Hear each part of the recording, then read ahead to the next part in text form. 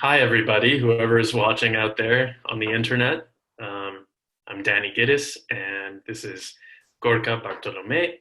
And we are talking today about a 2 week intensive coaching training that is being offered starting next Monday, the 18th, as well as in July and in September.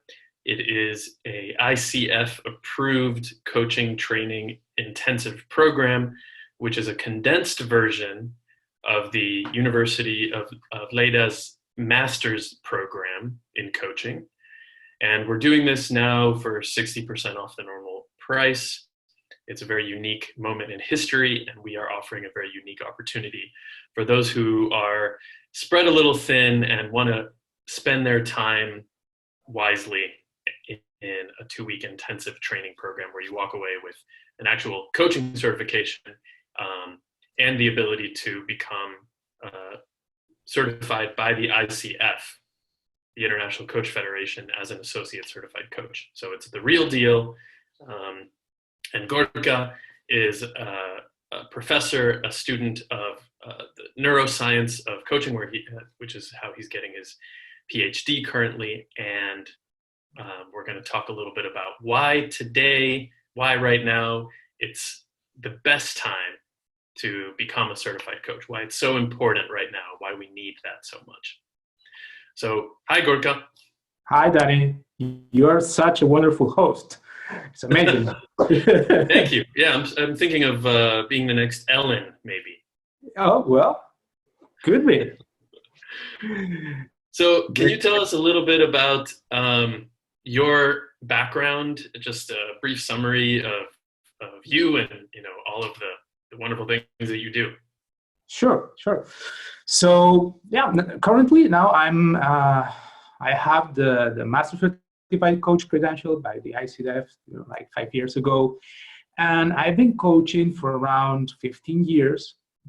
And previously, I came from the pedagogic world, so I was a teacher specializing in music.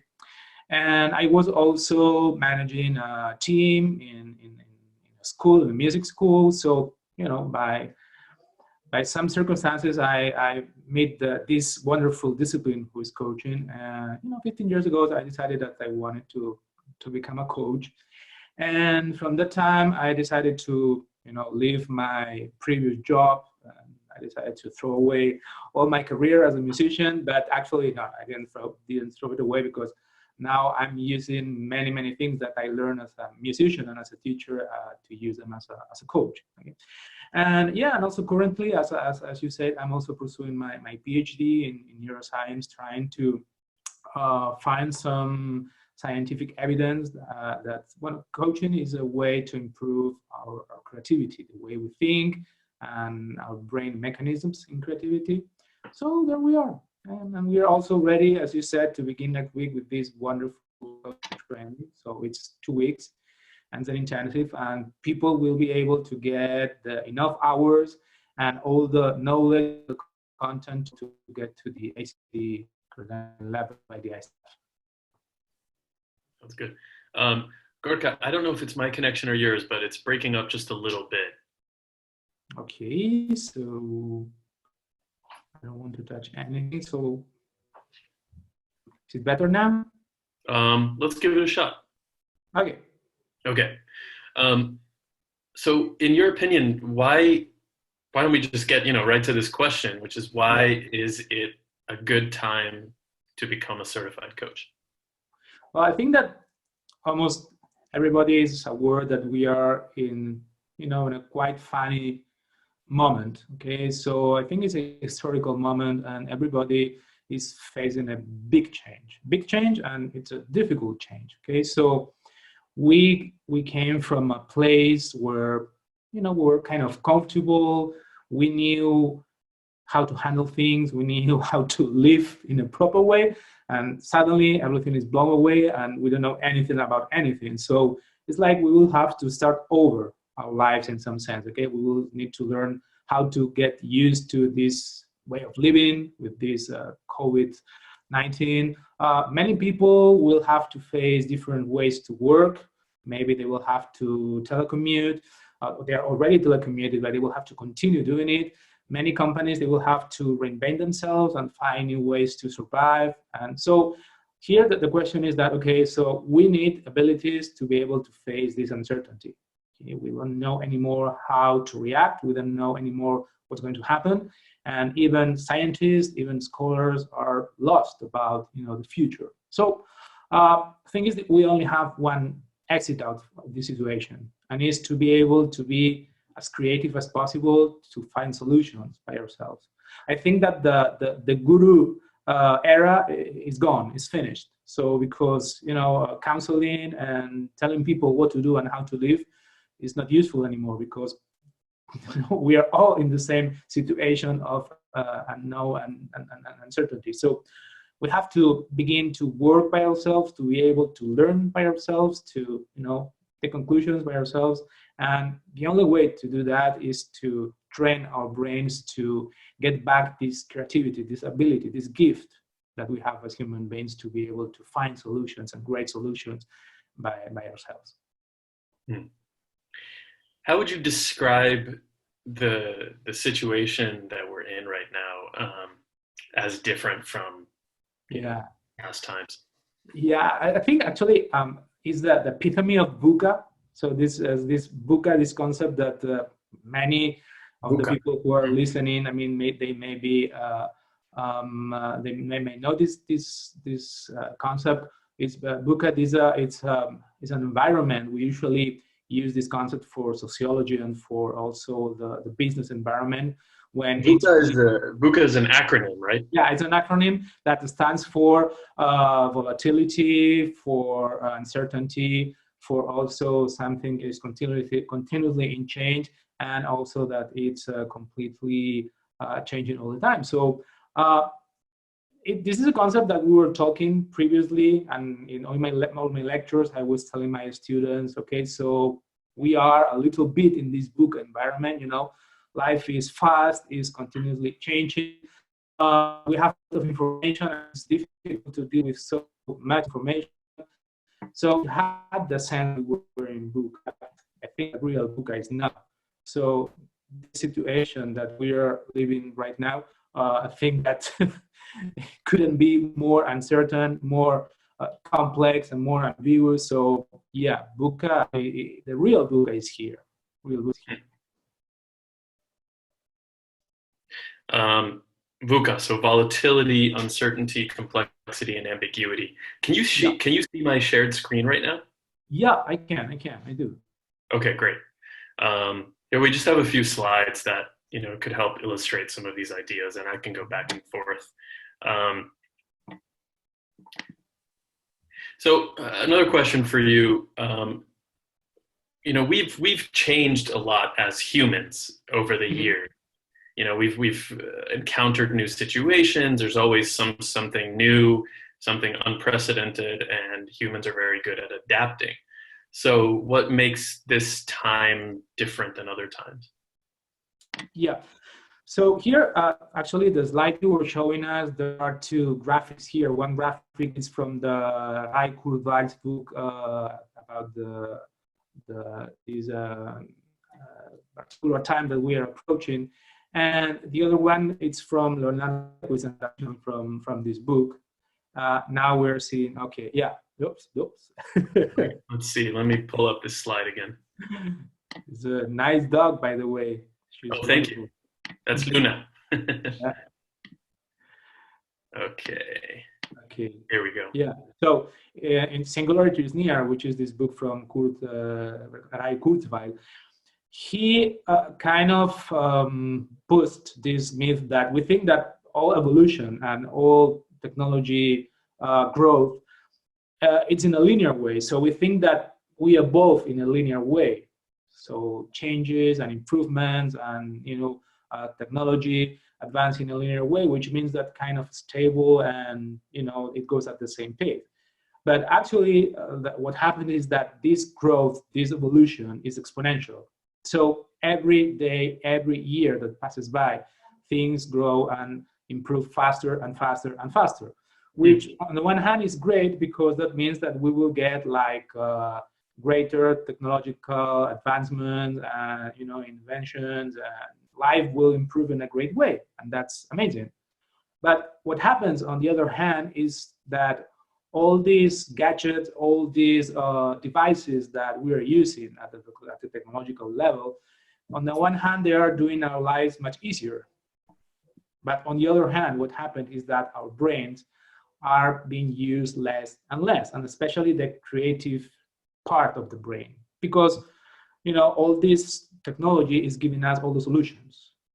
Okay, maybe 20 years ago, if you wanted to go to a certain place of the city and you didn't know where it was, you had to take a map, and try to find what's the shortest and best way to get there. Even you had to go maybe to go the subway map. Now you just have Alexa or Siri, or you don't even have to look at the map. Just say, Siri, how can I get there? And Siri magically tells you how to get there. That's amazing. That's really easy cheesy, but at the same time, your brain is not doing the math. It's not doing the work. So slowly by slowly, we're getting used to this technology, and we are also diminishing our creativity in the brain. So that means that if technology is growing exponentially, but our brains, and this is something that research is showing, that in the Torrance, there is a creativity test called the Torrance test. Every year since 2012, the results are getting worse, which means that we are less creative. Okay, so we will have a problem because we'll have exponential technology, and our brains will go into a kind of lazy mode. So we won't be able to face all the challenges, and the time that we are living now is a great example. We need this creativity. We need this ability to react, to find new solutions for an unknown situation, and we are seeing that it's really difficult, that we are not ready for that. Wow. All right, so let me summarize. We're living in a very rapidly changing and uncertain world. In order to make the most of that world, we need to be creative. Mm-hmm. However, studies have shown that we have become less creative with all of the technology and all of the changes that's happening. So the reason that it's important to have coaches is because coaches help people think creatively and think in that way that is most necessary at a time of such uncertainty and of ambiguity and complexity. That's it. Actually, that's what I'm trying to prove with my doctoral thesis. And is that when we work in a proper way as coaches, when we especially work in a non-directive way, which means that we not give the client any kind of solution, judgment, or counsel. So we help them to do all the thinking. So then they are really creative, and all these mechanisms they activate. We are doing some work with electroencephalography helmets. Okay, so, and we see how the responses are much better and much more accurate from a creativity point of view than when we approach a problem from a directive perspective, which means that I will give you some hints, or maybe I will suggest you some solutions, or even than when we do it by rumination, which means that, okay, think by yourself and see what you can find, which solutions can you find, okay? So what we're seeing is that actually when we work with the coach, what the coach is doing from this non-directive perspective is helping the client to put into work these creativity mechanisms that we already have in our brains. So then we find out that we have solutions, that I have a problem, but suddenly I see that, well, I know how to solve it by myself. And of course, that it's a training that makes the brain, go faster. And also that in the future, the good thing is that you won't depend on your coach. You will be able to, have this ability to find creative solutions by yourself, which is what I really like about coaching, that it doesn't make people dependable from the coach. Mm. So it sounds like you're defining creativity in a particular way. Yeah. And for those who, may think about creativity, we're not talking about like arts and crafts creativity. Mm-hmm. We're talking about something else. Can you elaborate on that? Yeah. Yeah, actually, that's a good point. Thanks for that, because when I talk about creativity and I'm already thinking about this definition. Okay, yeah, usually when we talk about someone who is creative, we think some musician, some kid that has nice drawings, dancer, painter. No, this is a small part of creativity, but when we go to the let's say the research and we go to the scientific definitions of creativity, we are talking about finding novel and useful solutions for certain problems. Okay. Yeah, I think we have a definition. Yeah. Okay. This is a definition by Besset and Tid. It's based from the 2007. They talk about the elaboration and communication of new and significant connections. So here they are talking about wiring the brain. Okay. And that helps us to think of many possibilities, providing different forms of experience and with different points of view. That helps us to think of new and unusual, that's it, possibilities, and to guide us in the generation and selection of alternatives. So when we talk about creativity in this sense, is the ability to find novel and useful solutions, but especially based in an ethical also framework. Okay, because we may have like wonderful ideas, but if they are not ethical, if they are not focused on helping and not harming, okay, not it, I don't mean like not doing bad, but doing the good thing. So then with I think that creativity cannot be said so. Hmm.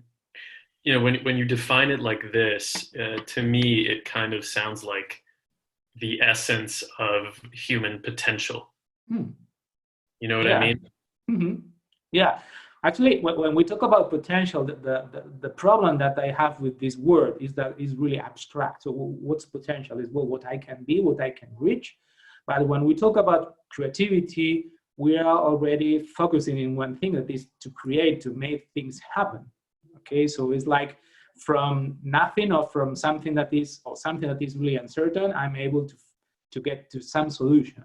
Okay, potential is a little bit more unclear, and it's a lovely word, but when you talk about someone about potential, they go like, oh yeah, but what do you mean with potential? Okay, I have a huge potential, I have no, what is it? But actually, yeah, this link that you made between creativity and potential is awesome, because actually that's what we are talking about, this potential about being able to solve any given situation that we have. All big discoveries, uh, for instance, how we came to be able to transplant one heart from a dead person to another one who needs one. So it comes from creativity. Someone one day thought, okay, maybe we can do that. Okay, so let's try. Let's see how can we do it. So nobody came from heaven and told them that that could be done and how to do it. So all great inventions and all great and the progress, it comes from creativity, from this ability we have to find new solutions and think about great and beautiful things. Personally, I'm very curious about how that looks in the brain. I've only studied a tiny fraction of what you've studied, but from what I understand, there's a part of the brain that becomes more active Mm-hmm. when we think in a certain way, as opposed to less active when we think in a different way. Could you just describe what happens to your brain in a coaching conversation? Yeah, actually here, my thesis, I'm approaching it from different points of view, because also all the electroencephalography studies that are previously not to coaching but to creativity, there are some divergences between the different areas of the brain that activates and the waves. But what we've been seeing in the results in the wave rhythm of our brains when the client is being coached in a non-directive way is that is a special activation of the right hemisphere. Okay, so left hemisphere goes a little bit down in activity, and especially there is an activation in the prefrontal cortex and also in the parietal cortex. Okay, and in a rhythm of theta and alpha waves. Okay, so that's what we're seeing, and actually it correlates with some of the research that has been done previously regarding creativity. So actually the thing is that there is a little bit more activation of the right hemisphere, and especially the prefrontal cortex, this part of the brain, and also the parietal cortex here. Hmm. And so, for a little bit of context, and correct me if I'm wrong, but the part of the brain that makes us distinct from other animals is that neocortex, that the part, the outside of the brain, the part that's more evolved, the one that is, we were seeing my dog Luna before, and she has a little bit of this cortex, but it's quite small. She Much doesn't more. have the creativity and the Mhm. consciousness that humans do because we've just developed that, evolutionarily, and but it's not necessarily a given that we are using that part of our brain. It's easy to not use that part of our brain because the core parts of our brain, the lizard brain, the Mhm. quote unquote lizard brain, gets very easily activated, especially when we're stressed out. Mhm. Yeah, and not only that's very true, but the other thing is that we are used to approach solutions from a rational point of view. Okay, which means that we always try to find solutions through the left part of our brain. Okay, and this is the rational part, and creativity does not come from rationality. Okay, creativity is like a Lego. Okay, so of course, new ideas, they don't come out of the blue, out of nothing. What we do is we take all the different information that we have, and then our brain, these mechanisms, what they do is they form different ideas that we had previously. Okay, but for that we cannot do it only through a rational logical process. We need to put into work other parts of the brain that are placed in this right hemisphere that deal with other functions that not only the logical part, and then is when new forms, new ideas come out. Hmm.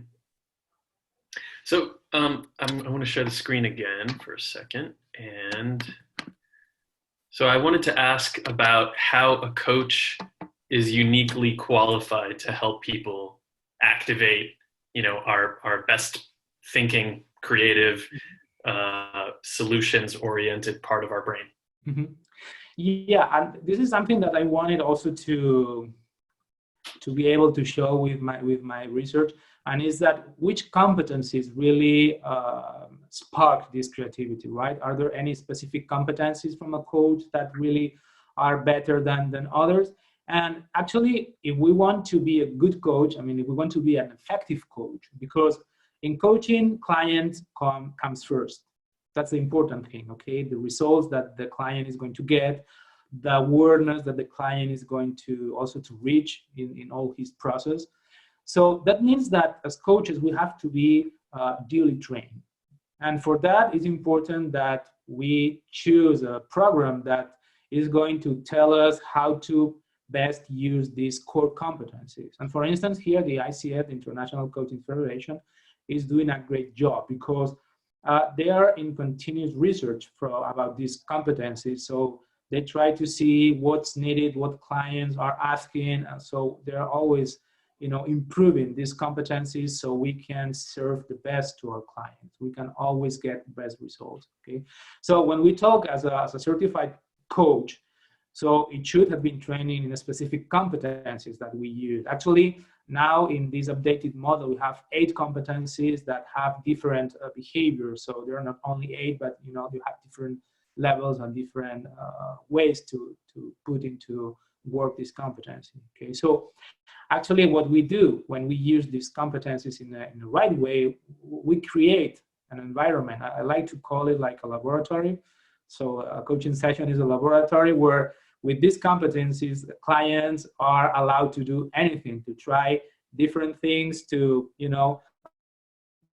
dare to think in different ways and to try ways that maybe they do not dare to do in the outside.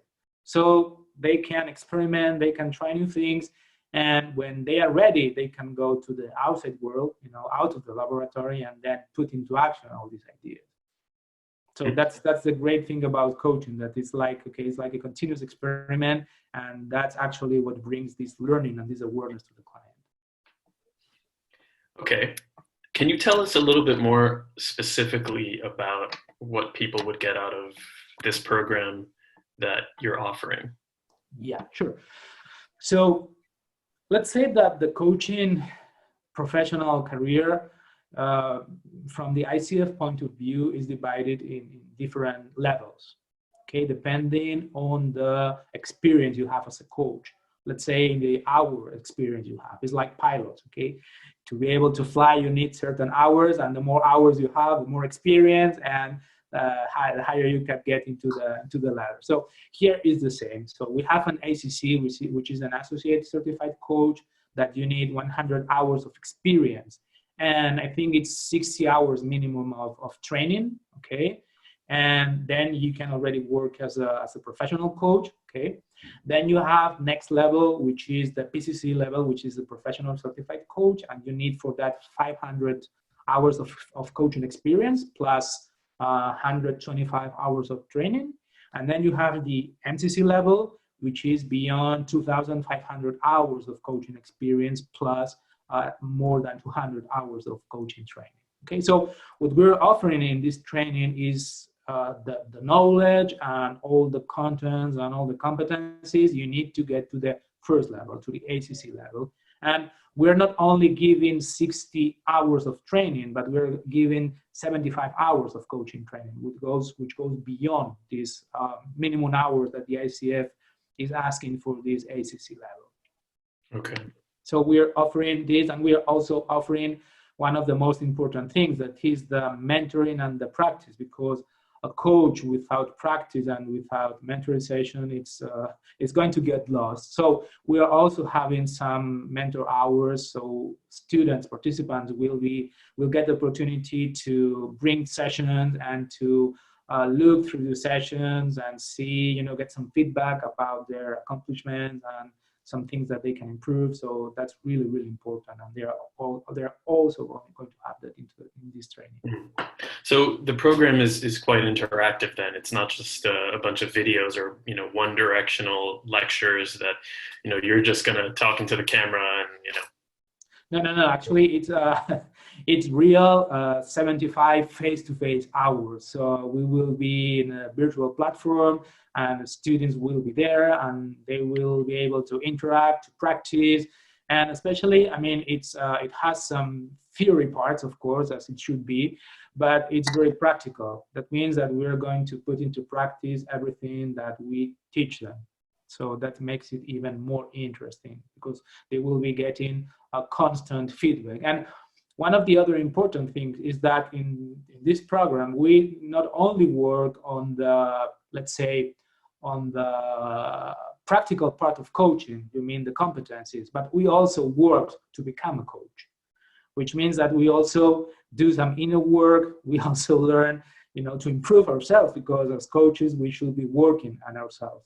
As for instance, the updated competency model says, there is this coaching mindset, and that means that we also have to be in this continuous improvement as a person and as a professional. I can say from my own experience doing coaching training that it is a very transformational experience. And so even for those who aren't trying to become full-time coaches, whose career is not going to become all about coaching, it can be a very valuable experience just from the kind of personal experience perspective, from that mindset change, from that internal work, mastering your inner game, as Tim Galloway wrote in his book. Can you tell us a little bit about that sort of internal change that can happen? Yeah, actually, this is something that we learn from the university trainings, the master levels and the expert levels. And, that we always think that everyone who comes to a coaching training, they want to be professional coaches. But actually, many of them, they come because they want to improve themselves. They want to learn better who they are and try to transform themselves, okay? So, and then while they are training, they get the buzz and they say, okay, so maybe I also be a professional coach. But in the first instance, what they do is they just want to change, want to improve themselves. So actually, because coaching is not a philosophy, okay? So coaching is not going to tell you how you should be or what you should do with your life. But actually, when you go into coaching training, it gives you the opportunity to, put yourself on pause, Okay, so you pause and you have the opportunity to, okay, so let's see how things are going. Let's reflect a little bit how satisfied I'm with my life and what's working, what's not working. And it gives you this opportunity to, okay, so keep using what's working. And now, if you want, let's change what's not working in your inside. And you're going to work and you're going to change in the direction that you think is the right for you, not that anyone is going to tell you. So actually coaching brings people a lot of responsibility and freedom, okay, which is one of the greatest presents we also have as human beings. Now, the ability to be responsible, which means take action, stop complaining and stop, waiting for, I don't have this and I shouldn't wear it. No, so, okay, so let's see what you can do about that. And then also your freedom, which means that make choices and also be responsible for the choices and the results you get from these actions. So I think that's one of the greatest presence on learning as well from a coaching training perspective. Yeah, I mean, I can speak from my own personal experience that, when I was going into coaching training, I wasn't convinced, I'm going to become a professional coach and this is going to be my career. I was in journalism, and I went through a lot of changes in examining, how am I thinking, and asking myself those powerful questions that a coach would ask me if I were working one-on-one with a coach. But in the training, you have to ask yourself those questions. And through asking those questions, you realize what is working for me, what do I need to change, how am I going to take responsibility and take action for the things in my life. And so all of the indecision and the kind of insecurities, you confront them directly, but it's in a very non-judgmental environment. And so you don't feel like somebody is saying, you're doing this wrong and you need to change it. It's not accusatory. It's really an opportunity to feel safe and to feel like you can be creative and open and do the things that are going to work best for you. Yeah, actually, it's a real meeting with yourself. It's a meeting with yourself, and as you said, non-judgmental. Nobody will be judging you, and of course, it's also good that you're not judging yourself and you're just looking, and from there try to make the best decision you can make. So actually, it's a wonderful journey, and this is one of the things that I'm really happy about when I think backwards. I'm happy that I made the decision to train as a coach, and also then to made coaching as my profession, because I had the opportunity to meet so many people, so many ways of thinking, to visit so many countries, and also the opportunity to, now that I'm a master certified coach, to train, to mentor, and also this possibility to help people, because coaching is a profession that is grounded on purpose. Okay, you have to be a person who is willing to help without helping, because we do not do things for people, but you always want your clients to succeed and to be happy and to get the results they want to get. So actually it's a wonderful profession. Right, so it's more about facilitating a learning experience and a helping experience, where you create the space for other people to do what their brain is naturally able to do, without saying, here, A, B, C, go do this, this is my opinion, my judgment. That's it. So one more question, and it's kind of the bonus thing, and that's about the pragmatic question of cost. Is there anything special about this program? I already know the answer to that, but as far as the price is concerned. Yeah, actually, because from faculty from our school, that we are moved by purpose, okay? So making money is not the big issue here. So now we know that people, they're going through difficult times, especially through, from an economical point of view. So we also wanted to help. And we also wanted to give this opportunity to be trained and to be trained in something that in the future can become your profession, but also to do it at a really affordable price. So what we did is we reduced, our price, our regular price, 60%. Okay, so this training was at nearly $4,000, and now the whole training is $1,500, so $1,500. So I think it's a great opportunity to get this, kickstart to begin with this journey as a professional coach, or even if you just want to, improve yourself and also get all the knowledge and all the skills and all the abilities to become more creative and more capable in your life. Oh, that's pretty cool. I mean, I know that most programs I've seen out there are much more expensive, and a lot of them aren't even ICF approved. You get some training, but they're not necessarily going to set you up for an ICF accreditation, which, as you've said, is research based. It's highly vetted, and this program in particular is associated with a university master's program. So it's so we know it's a real deal. And if I had been looking for a program at this time, this would seem like a pretty great opportunity.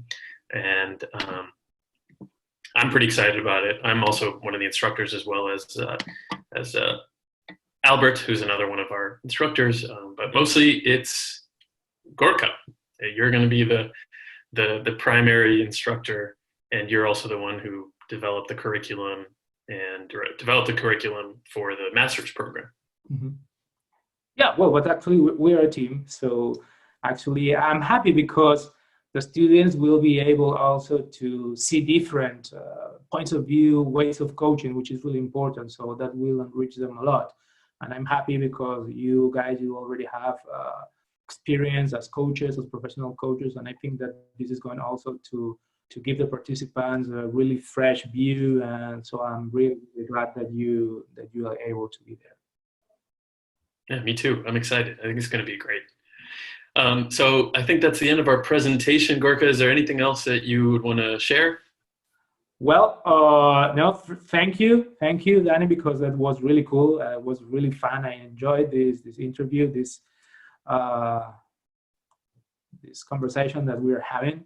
And yeah, just tell people to join us, because it's going to be really intensive 2 weeks. And this is another good point. I mean, in 2 weeks you will be able to gain all you need to get started, and usually it takes longer.